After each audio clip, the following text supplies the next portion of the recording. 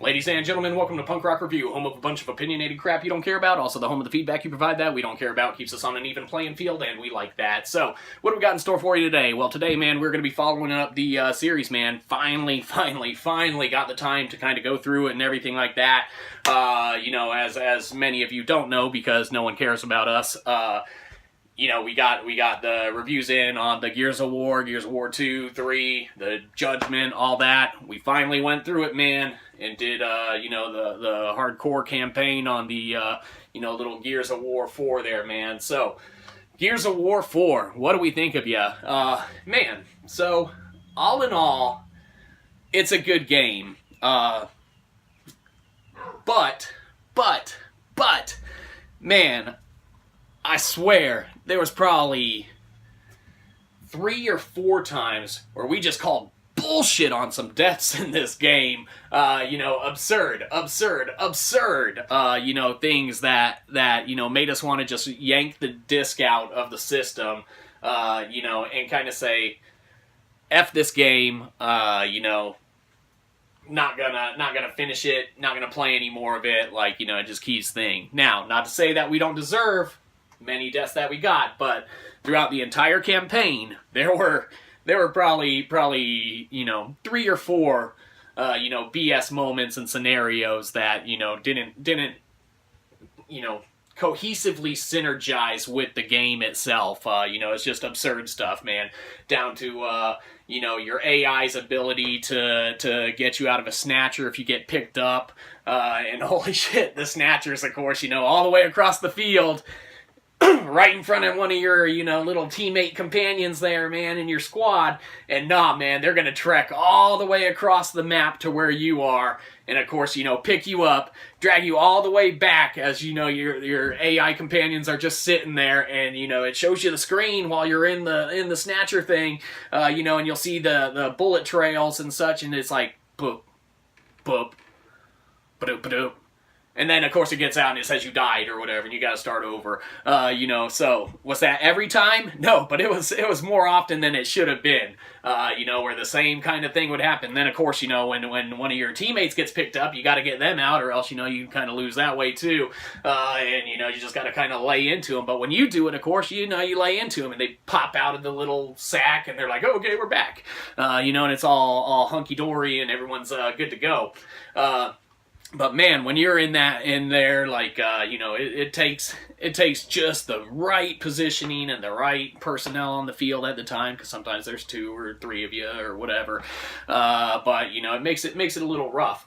And that's why cooperative play is probably, hands down, a far better kind of experience to go through, because you got the human controlled, people, and you can kind of keep up and make things work that way. Aside from that little scenario and stuff, there were a couple more battles where you're would be running down, and it's like, okay, you lock down kind of a vantage point, you got one of your people behind you, that was already facing the other way, and then all of a sudden you got grunts and bad guys behind you, wrecking your shit, and you turn around and the person that was watching the other vantage point is gone, way across the map doing something else. So, you die and you lose, and it's like, what the hell, man?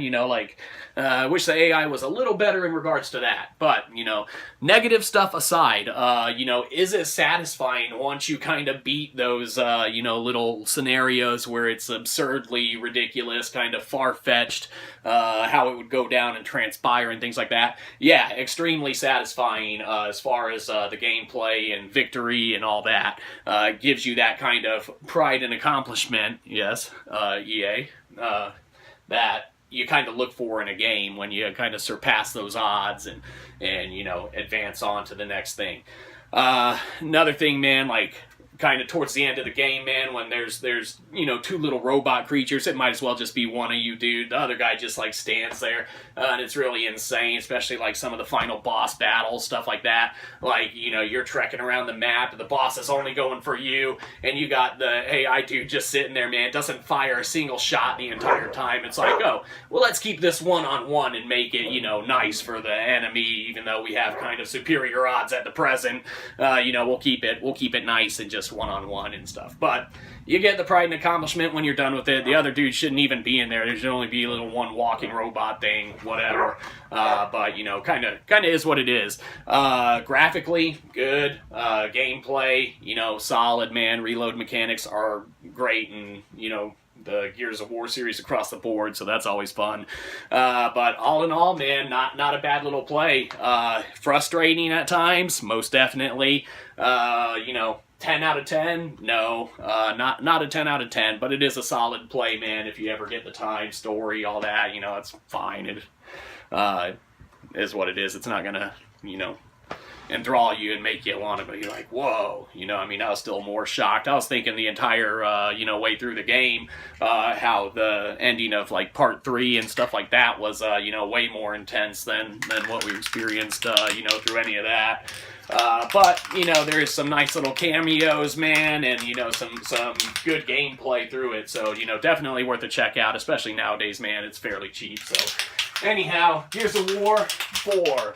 Finally got around to, you know, putting the time in to get through you. We are glad that we did, you know, it's a good game. But Gears of War 4. Yeah, that's get a check it out if you haven't, man. I know a lot of people, you know, especially people that are exclusively kind of Xbox, they probably still play it because there's only a handful of stuff that you can't do. But anyhow, hope you had a good one. You probably didn't. Catch you next time. Probably won't.